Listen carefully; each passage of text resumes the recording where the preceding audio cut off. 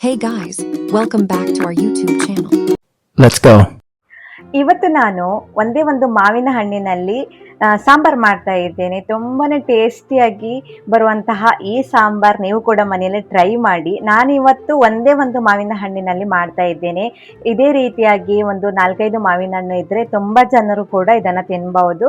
So ನಾನು ಚಿಕ್ಕ ಮಕ್ಕಳು ಇವಾಗ ಸ್ಕೂಲಿಂದ ಬಂದ ನಂತರ ಅವರಿಗೆ ಊಟ ಇಷ್ಟ ಆಗೋದಿಲ್ಲ, ಅವರಿಗೋಸ್ಕರ ಇದನ್ನ ಮಾಡ್ತಾ ಇದ್ದೀನಿ. ಸೊ ಇದನ್ನ ಹೇಗ್ ಮಾಡೋದು ಅನ್ನೋದನ್ನ ನೋಡೋಣ ಬನ್ನಿ. ನಾನು ಶಾಪ್ಗೆ ಹೋದಾಗ ಒಂದೇ ಒಂದು ಮಾವಿನ ಹಣ್ಣಿತ್ತು. ಸೊ ಹಾಗಾಗಿ ಆ ಹಣ್ಣನ್ನು ತೆಗೆದುಕೊಂಡು ಬಂದೆ. ಸೊ ಇದರಲ್ಲಿ ಸಿಂಪಲ್ ಆಗಿ ನಾನು ಹೇಗೆ ಸಾಂಬಾರು ಮಾಡ್ತೀನಿ ಅನ್ನೋದನ್ನು ಶೇರ್ ಮಾಡ್ತೀನಿ. ಸೊ ಸ್ವಲ್ಪ ಕಾಯಿ ಸ್ವಲ್ಪ ಹಣ್ಣಿತ್ತು. ಸೊ ಹಾಗಾಗಿ ಈ ರೀತಿ ಪೀಸ್ ಆಗಿ ಮಾಡ್ಕೊಳ್ತಾ ಇದ್ದೀನಿ. ಇಲ್ಲ ಅಂತಾದರೆ ಚೆನ್ನಾಗಿ ಅದು ಹಣ್ಣಾಗಿದ್ದರೆ ಕೈಯಿಂದನೇ ಹೆಚ್ಚುಕಿದ್ರೆ ಇನ್ನೂ ಚೆನ್ನಾಗಿರುತ್ತೆ. ಸೊ ಇದು ಕೂಡ ಚೆನ್ನಾಗಿರುತ್ತೆ.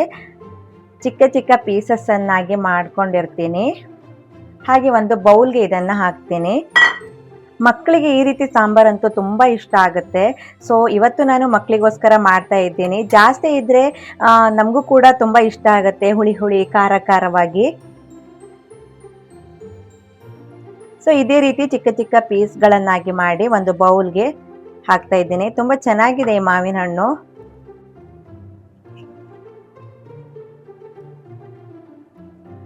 ಇದನ್ನು ಕೂಡ ಇದಕ್ಕೇನೆ ಹಾಕ್ಬಿಡ್ತೀನಿ.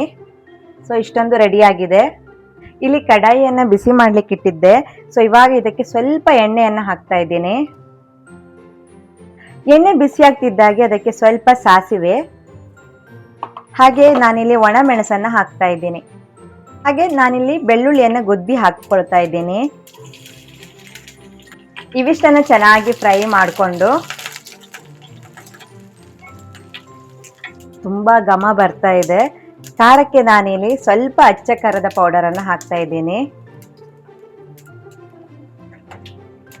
ಇದನ್ನ ಸಣ್ಣ ಉರಿಯಲ್ಲಿ ಮಾಡ್ಕೊಳ್ತಾ ಇದ್ದೆ.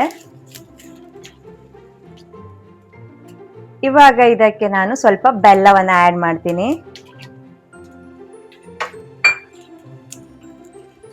ಚೆನ್ನಾಗಿ ಬೆಲ್ಲ ಕರಗಿದ ತಕ್ಷಣನೇ ಇದಕ್ಕೆ ಮಾವಿನ ಹಣ್ಣನ್ನು ಹಾಕ್ತಾ ಇದ್ದೀನಿ.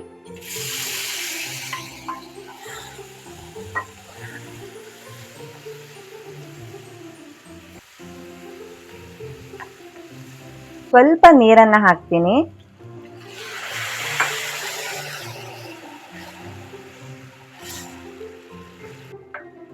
ಈ ಸಾಂಬಾರ್ ಮಕ್ಕಳಿಗಂತೂ ತುಂಬಾನೇ ಇಷ್ಟ ಆಗುತ್ತೆ. ಬೆಲ್ಲದಲ್ಲಿ ಉಪ್ಪು ಇರೋದ್ರಿಂದ ಚಿಟಿಕೆ ಉಪ್ಪನ್ನು ಮಾತ್ರ ಹಾಕ್ತಾ ಇದ್ದೀನಿ. ಒಮ್ಮೆ ಇದನ್ನ ಚೆನ್ನಾಗಿ ಮಿಕ್ಸ್ ಮಾಡಿಕೊಂಡು ಕೊನೆಗೆ ಇದಕ್ಕೆ ಸ್ವಲ್ಪ ಕೊತ್ತಂಬರಿ ಸೊಪ್ಪು, ಅದು ಆಪ್ಷನಲ್ ಇದ್ರೆ ಹಾಕ್ಕೊಳ್ಳಿ.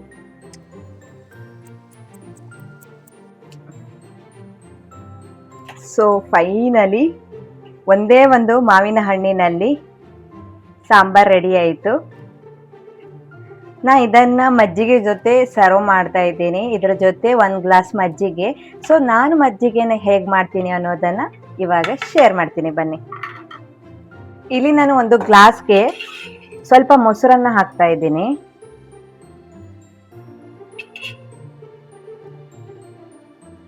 ಇಲ್ಲಿ ಒಂದು ಗ್ಲಾಸ್ಗೆ ಸ್ವಲ್ಪ ಮೊಸರನ್ನ ಹಾಕಿದ್ದೀನಿ.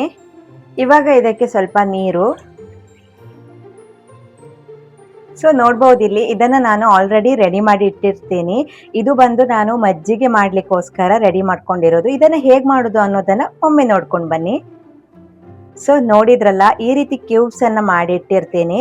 ಸೊ ಇದರಲ್ಲಿ ನಾನೊಂದು 2 ಕ್ಯೂಬ್ಸನ್ನು ಮಜ್ಜಿಗೆಗೆ ಹಾಕ್ಬಿಡ್ತೀನಿ. ಸೊ ನೋಡ್ಬೋದು ಇಲ್ಲಿ ಎಷ್ಟು ಚೆನ್ನಾಗಿ ಬಂದಿರುತ್ತೆ ಅಂತ ಹೇಳಿ. 2 ಕ್ಯೂಬ್ಸನ್ನು ಹಾಕಿದ್ದೀನಿ. ಇವಾಗ ಚೆನ್ನಾಗಿ ಇದನ್ನು ಮಿಕ್ಸ್ ಮಾಡಿದರೆ ಮಜ್ಜಿಗೆ ರೆಡಿ ಆಗಿಬಿಡತ್ತೆ. ಸೊ ತುಂಬ ಈಸಿಯಾಗಿ ಮಜ್ಜಿಗೆನ ಮಾಡ್ಕೊಳ್ಬಹುದು. ವಾರಕ್ಕೊಮ್ಮೆ ಈ ರೀತಿ ಮಾಡಿ ಇಟ್ಕೊಂಡ್ರೆ ವೀಕ್ ಫುಲ್ ಡೇಸು ನಾವು ಮಜ್ಜಿಗೆಯನ್ನು ಆರಾಮ್ಸೆ ಕುಡಿಬಹುದು. ಹಾಗೆ ಈ ಮಜ್ಜಿಗೆ ಮಾಡಲಿಕ್ಕೆ ಈ ಕ್ಯೂಬ್ಸನ್ನು ಹೇಗೆ ರೆಡಿ ಮಾಡ್ಕೊಳ್ಬೋದು, ಅದಕ್ಕೆ ಏನೆಲ್ಲ ಇಂಗ್ರೀಡಿಯೆಂಟ್ ಹಾಕಿದ್ದೀನಿ ಅನ್ನೋದನ್ನು ಇವತ್ತಿನ ಈ ವಿಡಿಯೋದಲ್ಲಿ ಶೇರ್ ಮಾಡ್ತೀನಿ ಬನ್ನಿ. ಸೊ ನಾನು ಇದನ್ನು ಮಾಡಲಿಕ್ಕೆ ಮೊದಲಿಗೆ ಸ್ವಲ್ಪ ಕೊತ್ತಂಬರಿ ಸೊಪ್ಪು, ಶುಂಠಿ, ಹಸಿಮೆಣಸು ಹಾಗೆ ಪುದೀನ ಸೊಪ್ಪು ಕೂಡ ಬಳಸ್ತಾ ಇದ್ದೇನೆ. ಇವಿಷ್ಟನ್ನು ಒಂದು ಮಿಕ್ಸಿ ಜಾರ್ಗೆ ಹಾಕಿ ಹಾಗೆ ಉಪ್ಪು ಕೂಡ ಇದಕ್ಕೆ ಇವಾಗಲೇ ಸೇರಿಸ್ಬಿಡ್ತೀನಿ. ಇನ್ನು ಜೀರಿಗೆ ಕೂಡ ಸೇರಿಸಬೇಕು. ಇದು ತುಂಬಾನೇ ಒಂದೊಳ್ಳೆ ಫ್ಲೇವರ್ ಕೂಡ ಕೊಡುತ್ತೆ. ಹಾಗೆ ಗ್ಯಾಸ್ಟ್ರಿಕ್ ಸಮಸ್ಯೆ ಏನಾದರೂ ಇದ್ರೂ ಕೂಡ ಜೀರ್ಣ ಕೂಡ ತುಂಬ ಚೆನ್ನಾಗಿ ಆಗುತ್ತೆ. ಸೊ ಇವಿಷ್ಟನ್ನು ಒಂದು ಮಿಕ್ಸಿ ಜಾರಿಗೆ ಹಾಕಿ ಚೆನ್ನಾಗಿ ರುಬ್ಬಿ ಕ್ಯೂಬ್ಸ್ಗಳನ್ನಾಗಿ ಮಾಡ್ಕೊಳ್ತೀನಿ. ಇನ್ನು ಸ್ವಲ್ಪ ನೀರನ್ನು ಸೇರಿಸಿ ನಮಗೆ ಬೇಕಾದ ಹಾಗೆ ಕ್ಯೂಬ್ಸ್ಗಳನ್ನು ಡೀಪ್ ಫ್ರಿಜ್ಜಲ್ಲಿ ಇಟ್ಕೊಂಡು ನಾನು ನಮಗೆ ಮಜ್ಜಿಗೆ ಮಾಡಲಿಕ್ಕೆ ತುಂಬಾನೇ ಈಸಿ ಆಗುವಂಥದ್ದು ಇದು. ಸೊ ಅವಾಗವಾಗ ಸ್ವಲ್ಪ ಇಂಗ್ರೀಡಿಯೆಂಟ್ ಎಲ್ಲ ಹಾಕಿ ಮಿಕ್ಸಿ ಮಾಡಿ ಮಾಡೋದ್ರೊಳಗೆ ಟೈಮ್ ಆಗಿಬಿಡುತ್ತೆ. ಸ್ವಲ್ಪ ಬ್ಯುಸಿಯಾಗಿದ್ದಾಗ ಈ ರೀತಿ ಮಾಡ್ಕೊಳ್ಬೋದು. ಆಲ್ರೆಡಿ ಮನೆಯಲ್ಲಿ ಮೊಸರು ಇರುತ್ತೆ, ಅದನ್ನು ಸ್ವಲ್ಪ ಈ ರೀತಿ ಪ್ರೆಸ್ ಮಾಡಿಬಿಟ್ಟು ನಂತರ ನಾನು ಅದಕ್ಕೆ ಕ್ಯೂಬ್ಸನ್ನು ಹಾಕಿ ಮಜ್ಜಿಗೆ ಮಾಡ್ಕೊಳ್ತೀನಿ. ರೈಸನ್ನು ಆಲ್ರೆಡಿ ಮಾಡಿಟ್ಟಿರ್ತೀನಿ. ಸೊ ಇವಾಗ ಸಿಂಪಲ್ ಆಗಿ ಕೇವಲ 5 ನಿಮಿಷದಲ್ಲಿ ಸಾಂಬಾರ್ ಕೂಡ ರೆಡಿ, ಮಜ್ಜಿಗೆ ಕೂಡ ರೆಡಿ. ಸಮ್ಮರ್ಗಂತೂ ಇದೊಂದು ಬೆಸ್ಟ್ ರೆಸಿಪಿ ಅಂತ ಹೇಳ್ಬೋದು. ಸೊ ಸ್ವಲ್ಪ ಬೇಗ ಊಟ ಮಾಡುವಂಥ ಅಭ್ಯಾಸ. ಸೊ ಹಾಗಾಗಿ ಕ್ವಿಕ್ಕಾಗಿ ಅಡುಗೆ ಮಾಡಿಕೊಂಡು ಇವಾಗ ಸಾಂಬಾರು ಕೂಡ ಸರ್ವ್ ಮಾಡ್ಕೊಳ್ತೀನಿ.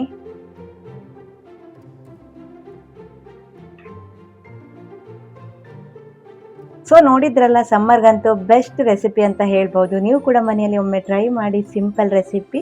ಸೊ ಇವತ್ತಿನ ಈ ವಿಡಿಯೋ ಇಷ್ಟೇ.